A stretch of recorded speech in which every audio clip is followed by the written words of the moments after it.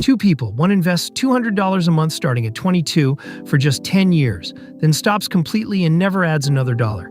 The other waits until 32, invests the same $200 a month, but keeps going for 30 straight years.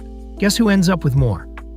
The first investor, assuming a typical long-run average market return, often ends up with about the same amount, sometimes more, despite putting in a fraction of the total money.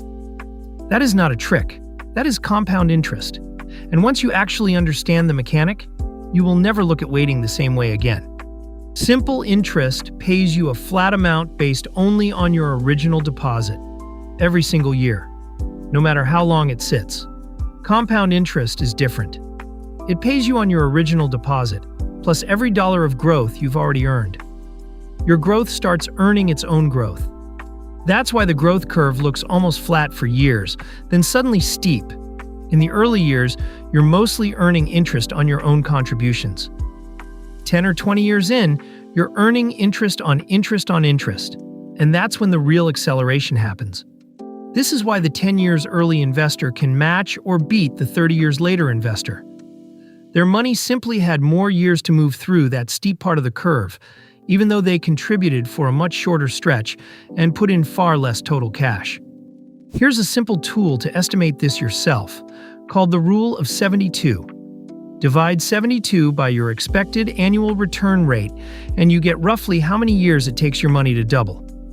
At about 7%, that's roughly 10 years to double. At 9%, closer to 8 years, to 8.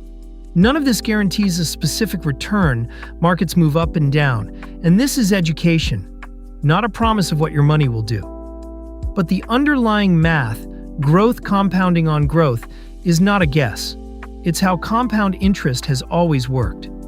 Here's why this feels so unintuitive. The early years genuinely look boring. A small account barely moving month to month does not feel like progress, so most people quietly give up right before the curve would have started bending upward for them. So here's the one thing to actually do this month. Don't wait for a bigger amount to feel worth starting with. Start with whatever amount is genuinely possible right now, because the years you're waiting for enough money are the exact years compound interest needed most. Time is the one ingredient in this equation you can never buy back later. Money you can add at any point. Years you cannot. Start smaller than you'd like today, and let time do the part of the work that money alone never could.